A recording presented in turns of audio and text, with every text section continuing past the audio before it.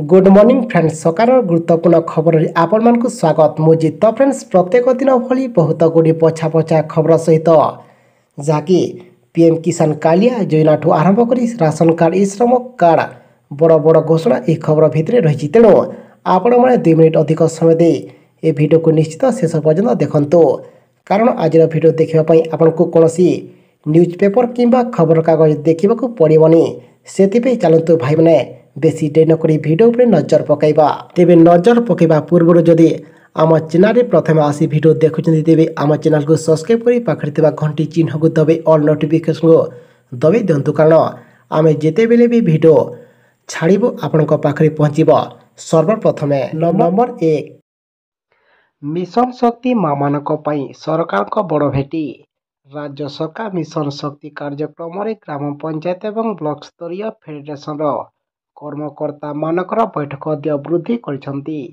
मुख्यमंत्री नवीन पट्टनायक यह घोषणा करछंती। यह 2023 अक्टोबर मासर पिछला भाव लागू हेब जहाँकि राज्य में 1,26,010 मिशन शक्ति कर्मकर्ता उपकृत हेबे। परवर्ती खबर आसिला पुणी समस्त बैंकधारी पुणी एक बड़ खबर आसंता मास अर्थात अप्रैल मासरे अनेक दिन छुट्टी रहिबो बैंक अप्रैल मासरे 2024 रे भिन्न भिन्न जोरे समुदाय 14टी बैंक बंद रहिबो। एमितिरे भी बैंकिंग अधा काम ऑनलाइन प्रक्रिया हो जाउछि हेले बैंकिंग गुरुत्वपूर्ण काम पाए बैंक को जीवाकू पड़ी थाए। जदि आपण बैंक छुट्टी विषय अवगत न होई जदि जानती तेबे निराश होई फेरिबे सेतिपे आपण माने जदि एपर्यंत जदि किछि काम अछि किंबा किछि आपण को महत्वपूर्ण काम अछि शीघ्र हेतिरे सारी दियंतो। परवर्ती खबर पियाज रप्तानी उपरे प्रतिबंधक अवधि पुणी वृद्धि लोकसभा निर्वाचन पूर्व भारत सरकार एक बड़ निष्पत्ति नहीं तेबे केंद्र सरकार पियाज रप्तानी उपरे अनिर्दिष्ट समय पर्यंत ब्यान लगैछंती। पूर्व पियाज रप्तानी उपरे लगा जायथिबा प्रतिबंधक सीमा मार्च 31 पर्यंत थिला सेपटे एही निष्पत्ति को देश रे हेबाकु थिबा लोकसभा निर्वाचन सह जोड़ी देखा देछि। परवर्ती खबर ओडिशावासी 5टी योजना रे अनेक गारंटी देला कांग्रेस गारंटी कार्ड को ने ओडिशा प्रदेश कांग्रेस कमिटी पक्षरु सांबादिक सम्मिलनी प्रदेश कांग्रेस पक्षरु मुख्यतः 5टी योजना माध्यम रे अनेक गारंटी ओडिशावासी देइछंती। गृहज्योति योजना रे प्रत्येक उपभोक्ता 200 यूनिट विद्युत देय छाड़ ता सहित 5 लाख युवक युवती नियुक्ति व्यवस्था मासकू बेकारी भत्ता 3000 टंका एवं चाषी को बोनस धान सहायक मूल्य क्विंटाल पिछा 3000 टंका देवाई कांग्रेस निष्पत्ति नहीं सहित कृषि ऋण छाड़ निष्पत्ति नहीं कृषकों मासिक पेंशन 2000 टंका वृद्धि करिसेंती। परवर्ती खबर हीराकुद रे डायरिया आक्रांत संख्या वृद्धि हीराकुद रे व्यापुछि डायरिया झाड़ा बांति रे आक्रांत संख्या 127 रे पहुंची एमान को हीराकुद डाक्तरखाना रे भर्ती करा जायछि। गुरुतर आक्रांत बुला भीमसा रे चिकित्सा करा जाउछि। दूषित पानीय जल जोगाण कारण डायरिया व्यापीथिबा जिला स्वास्थ्य विभाग आशंका करिछि। परवर्ती खबर राज्य रे घर स्कूल पढ़िबे गरीब मेधावी छात्र छात्री आईटीई एवं शिक्षा अधिकार आईन अनुଯାयी घरे स्कूल मागणा पाठ पढ़ा को 17,335 पिला योग्य विवेचित होइजंती। 2024-25 शिक्षा पाई आईटी पर पारदर्शी पोर्टाल माध्यम 30,300 दस्तखत होइतिला सेतिमध्यरु 17,235 पिला योग्य विवेचित होइजंती जहाँकि भुवनेश्वर केवल भुवनेश्वर 3,000 अधिक अभिभावक पाखापाखि 175 स्कूल नाम लेखा आवेदन करथिले। प्रथम पर्याय लॉटरी रे 17,000 अधिक पिला चयन होइचंती एवं आर्थिक अनग्रसर श्रेणी पिला आईटी बा शिक्षा अधिकारी रे किंबा शिक्षा अधिकारी 25% मागणा सीटे पाठ पढ़िबार सुजोग पाइछंती। परवर्ती खबर पुणी आहुरी बढ़िबो ताती आगकू आहुरी पुणी बढ़िबो ताती गतकाली मालकानगिरी रे तापमात्रा 37 डिग्री छुईथिबा बेले टिटिलागढ़ पाटनागढ़ बौद्ध एवं बलांगीर ताती 35 डिग्री उपरे रहितिला। ଆଗକୁ 3ରୁ 5 ଡିଗ୍ରୀ ତାତି ବଢ଼ିବା ନେଇ ପୂର୍ବାନୁମାନ କରିଛି ପାଣିପାଗ ବିଭାଗ। ତେବେ କେବଳ 2 ଦିନ ନୁହେଁ କିମ୍ବା ଦିନ ନୁହେଁ, ରାତି ତାପମାତ୍ରା ବି 2ରୁ 3 ଡିଗ୍ରୀ ବଢ଼ିବ ବୋଲି ଆକଳନ କରାଯାଇଛି। ପରବର୍ତ୍ତୀ ଖବର। ସମସ୍ତ ଟିକସଦାତାଙ୍କ ପାଇଁ ଆଶ୍ୱସ୍ତିକର ଖବର। Central board of direct tax CBDT ଟିକସଦାତାଙ୍କୁ ବଡ଼ ଆଶ୍ୱସ୍ତି ପ୍ରଦାନ କରିଛି, ଯାହା ଅଧୀନରେ ଟିକସ ଚାହିଦା ଛାଡ଼ କରିବାକୁ ନିର୍ଦ୍ଦେଶ ଜାରି ହୋଇଛି। ସିବିଡିଟି ଅନୁଯାୟୀ ଜାନୁଆରୀ 31, 2024 ପର୍ଯ୍ୟନ୍ତ ଆୟକର, ସମ୍ପତ୍ତି ଟ୍ୟାକ୍ସ କିମ୍ବା ଉପହାର ଟ୍ୟାକ୍ସ ସହ ଜଡ଼ିତ ବକେୟା ଟିକସ ଦାବି ଛାଡ଼ ପାଇଁ 1 ଲକ୍ଷ ଟଙ୍କା ପର୍ଯ୍ୟନ୍ତ ରିହାତି ପ୍ରଦାନ କରାଯିବ, ଯାହାକି ସମସ୍ତ ଟିକସଦାତାଙ୍କ ପାଇଁ ଅର୍ଥମନ୍ତ୍ରୀଙ୍କ ବଡ଼ ନିଷ୍ପତ୍ତି। ପରବର୍ତ୍ତୀ ଖବର। ସରକାରୀ ଯୋଜନା ପିଲାଙ୍କ ପାଠପଢ଼ା ପାଇଁ ପ୍ରତି ମାସରେ ମିଳିବ 4,000 ଟଙ୍କା।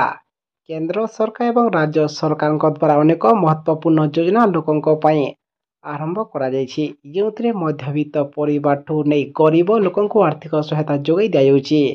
ଆଜି ଆମେ ଯେଉଁ ଯୋଜନା ବିଷୟରେ ଚର୍ଚ୍ଚା କରିବା ତାହା ଗରିବ ଏବଂ ନିମ୍ନ ବର୍ଗର ଛାତ୍ରଛାତ୍ରୀଙ୍କ ପାଇଁ ଖାସ୍ ଯୋଜନା।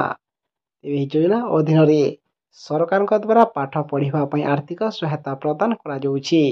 ଏହି ଯୋଜନା କେବଳ ଏହି ସରକାରଙ୍କ ଦ୍ୱାରା ଆରମ୍ଭ କରାଯାଇଛି, ତେବେ ଏହା ଲାଭ କେବଳ ଏହି ଛାତ୍ରଛାତ୍ରୀ ଉଠାଇ ପାରିବେ।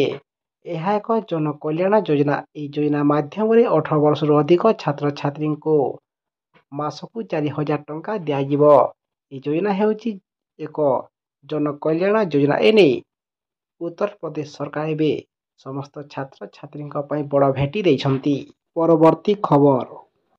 ଏଣିକି ଆଗୁଆ ମିଳିବ ବାତ୍ୟା, ବନ୍ୟା ଏବଂ ପ୍ରାକୃତିକ ବିପର୍ଯ୍ୟୟର ସୂଚନା। ଏଣିକି ଆଗୁଆ ମିଳିବ ବାତ୍ୟା, ବନ୍ୟା ଏବଂ ପ୍ରାକୃତିକ ବିପର୍ଯ୍ୟୟର ସୂଚନା। ଏଥିପାଇଁ କଟକ, ଭୁବନେଶ୍ୱର ପାଇଁ ଲାଗିବ ଅତ୍ୟାଧୁନିକ ସୂଚନା ପ୍ରଦାନ ରାଡାର। 2025 ସୁଦ୍ଧା କାର୍ଯ୍ୟକାରୀ ହେବ ଆଡଭାନ୍ସ ଫଲ୍ଟ ୱାର୍ଣ୍ଣିଂ ସିଷ୍ଟମ। ଏହି ସୂଚନା ଦେଇଛନ୍ତି ଭାରତୀୟ ପାଣିପାଗ ବିଭାଗ ଡିଜି ମୃତ୍ୟୁଞ୍ଜୟ ମହାପାତ୍ର। ପରବର୍ତ୍ତୀ ଖବର। ସମସ୍ତ କୃଷକଙ୍କୁ 3,000 ଟଙ୍କାର ପେନସନ ଦେବେ ମୋଦି ସରକାର। ଆସିଲା ସବୁଠୁ ବଡ଼ ଖବର। ଭାରତ ସରକାର କୃଷକଙ୍କ କଲ୍ୟାଣ ପାଇଁ ଅନେକ ଯୋଜନା ଚଳାଇଛନ୍ତି, ଯେଉଁଥିରେ ପ୍ରଧାନମନ୍ତ୍ରୀ କିଷାନ ସମ୍ମାନ ନିଧି, କିଷାନ ସମୃଦ୍ଧି କେନ୍ଦ୍ର, କିଷାନ କ୍ରେଡିଟ୍ କାର୍ଡ ଏବଂ ପ୍ରଧାନମନ୍ତ୍ରୀ କୃଷି ସିଞ୍ଚାଇ ଯୋଜନା ଅନ୍ତର୍ଭୁକ୍ତ ରହିଛି। ପ୍ରଧାନମନ୍ତ୍ରୀ କିଷାନ ମାନଧନ ଯୋଜନା ଅଧୀନରେ ସରକାର ପ୍ରତି 3 ମାସରେ କୃଷକଙ୍କ ଆକାଉଣ୍ଟକୁ କିମ୍ବା ପିଏମ୍ କିଷାନ ଯୋଜନାରେ 2,000 ଟଙ୍କା ଜମା ଦେଇଥାନ୍ତି। ଏହାର ଅର୍ଥ ହେଉଛି ଏହା ଗୋଟିଏ ବର୍ଷରେ 3ଟି କିସ୍ତି ହିସାବରେ ସମାନ ହିସାବରେ 6,000 ଟଙ୍କା ପ୍ରଦାନ କରାଯାଉଛି। କେବଳ ଏତିକି ନୁହେଁ, ଆଉ ଏକ ଯୋଜନା ଅଛି। ଏହାର ଫାଇଦା ଉଠାଇ କୃଷକମାନେ ପେନସନ ବ୍ୟବସ୍ଥା ମଧ୍ୟ କରିପାରିବେ, ଯାହାକି କିଷାନ ମାନଧନ ଯୋଜନା ମାଧ୍ୟମରେ ସେମାନେ ପ୍ରତି ମାସରେ 210 ଟଙ୍କା ରଖି ବୃଦ୍ଧାବସ୍ଥାରେ ସେମାନେ ପେନସନ ବ୍ୟବସ୍ଥା ମଧ୍ୟ କରିପାରିବେ, ଯାହାକି 1,000 ଟଙ୍କାରୁ 5,000 ଟଙ୍କା ମଧ୍ୟରେ ସେମାନଙ୍କୁ ବୃଦ୍ଧାବସ୍ଥାରେ ଆପଣଙ୍କୁ ମିଳିପାରିବ। ପରବର୍ତ୍ତୀ ଖବର। ମାଗଣା ରାସନ ନେଉଥିବା ଲୋକଙ୍କୁ ଏମିତି ମିଳିବ ଚାଉଳ ଏବଂ ଗହମ। ସରକାରଙ୍କ ବଡ଼ ନିଷ୍ପତ୍ତି।